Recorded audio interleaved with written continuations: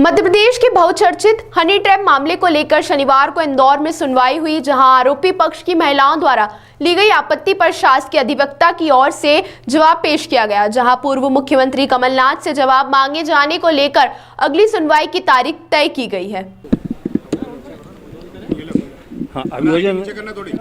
अभियोजन द्वारा 173 का जवाब दिया गया है और जो हमने 91 का कमलनाथ के खिलाफ जो आवेदन पेश किया था उसमें जवाब देने के बजाय उन्होंने एक आपत्ति प्रस्तुत की है। तो हमने उसमें आपत्ति पर ये उठाया था कि जब इन्होंने आपत्ति में जवाब ही दे दिया है कि 91 में आवेदन पोषणीय नहीं है तो इसमें जवाब की कोई आवश्यकता नहीं है। उस पर तर्क हो चुके हैं और 173 पे हमने समय मांगा है तर्क करने के लिए, क्योंकि उसमें विस्तृत तर्क करने की आवश्यकता है। वो डॉक्यूमेंट से रिलेटेड है सारा, है ना।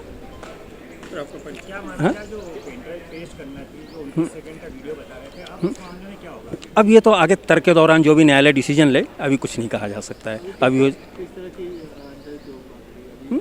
नहीं, जवाब के लिए समय दिया गया है उसमें, है ना, 2 मार्च।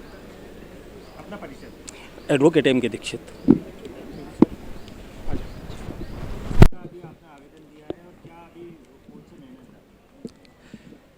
आज दिनांक को मध्य प्रदेश के बहुचर्चित मामले, जिसको हम सभी हनी ट्रैप प्रकरण के नाम से जानते हैं, इस मामले में माननीय विशेष न्यायाधीश महोदय श्री मनोज कुमार तिवारी साहब के न्यायालय में आज सुनवाई हुई। आरोपीगण श्वेता जैन, बरखा सोनी और आरती दयाल की ओर से 2 आवेदन लंबित थे न्यायालय में, जिसे अभियोजन की ओर से जवाब जिनका पेश किया जाना था। धारा 173 दंड प्रक्रिया संहिता और धारा 91 दंड प्रक्रिया संहिता, इस पर अभियोजन की ओर से धारा 173 दंड प्रक्रिया संहिता, जिसमें आरोपीगण द्वारा यह वांछा की गई थी कि विवेचक को, जो इस मामले के अनुसंधान अधिकारी हैं, उनको निर्देशित किया जावे कि इस मामले को 1 माह में पूरा अन्वेषण समाप्त करें और अंतिम प्रतिवेदन चालान न्यायालय के समक्ष प्रस्तुत करें, जिस पर अभियोजन की ओर से हमारे द्वारा जवाब आज दे दिया गया है। और जवाब में हमने यह आपत्ति उठाई है कि किसी भी अपराध के अनुसंधान अधिकारी को धारा 173 उपधारा 8 दंड प्रक्रिया संहिता के अंतर्गत यह शक्ति है कि वह किसी भी प्रक्रम पर अपना अनुसंधान पूर्ण कर सकता है या उस अनुसंधान समाप्त करने के लिए किसी भी अपराध में किसी अनुसंधान अधिकारी को समाप्त करने के लिए बाध्य नहीं किया जा सकता।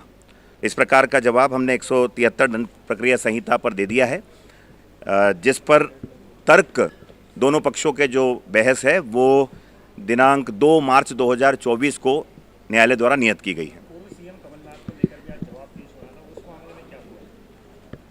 धारा 91 दंड प्रक्रिया संहिता का भी आवेदन इन्हीं आरोपीगण की ओर से न्यायालय के समक्ष लगाया गया था, जिस पर अभी हमने मूल जवाब नहीं दिया है।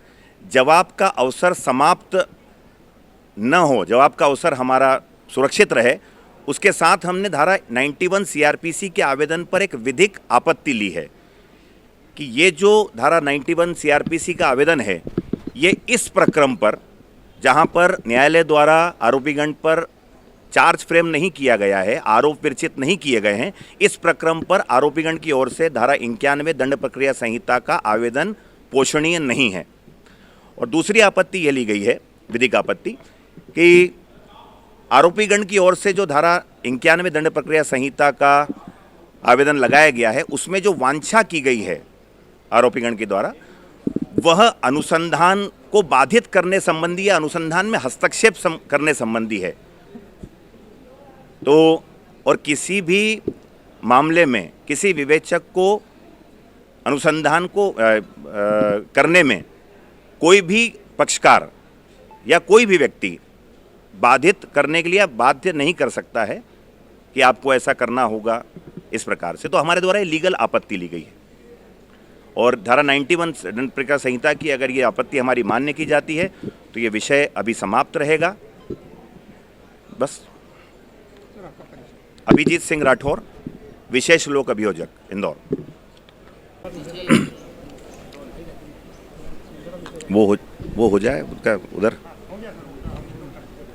वो रिपीट करना पड़ेगा ना, एक साथ हो जाए।